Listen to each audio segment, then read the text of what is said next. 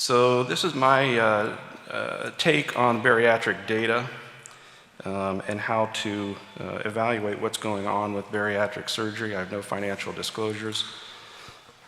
And we're going to talk a little bit about patient selection versus operation selection, or at least keep that in mind when we talk about current operations, previous operations.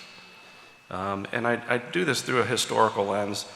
If you've been here before, some of this is going to be information that you may have seen before, talking about the history of bariatric surgery, because it's a recurring theme where we're trying to reinvent the mousetrap, as I put it. We have some operations at work, but they have some side effects or complications, and so we try to bring a new operation and 5 or 10 years later figure out the side effects and downstream effect of those operations. And then there's been some very good high-quality trials and data that's come out over the past 5 to 10 years that I think really points us in a direction that we should be paying attention in terms of which operations should be recommended. So the American Society of Metabolic Bariatric Surgery endorses adjustable gastric band, sleeve, gastric bypass, duodenal switch, reoperative, and intragastric balloons, but there's a number of FDA-approved bariatric devices too, the lap band, intragastric balloons. We'll talk about these in the later session, balloons and other things, my second talk, and where they fit into what we're recommending. So this is audience response, if you would please, David.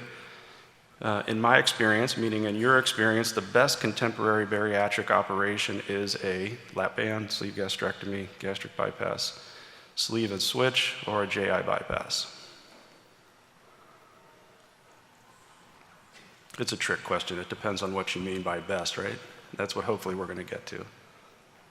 So here, second question, see if we can get that working in the meantime. A 60-year-old woman had a stomach stapling procedure in 1982. What operation do you suspect she had? A lap band, VBG, laparoscopic gastric bypass, or a GI bypass?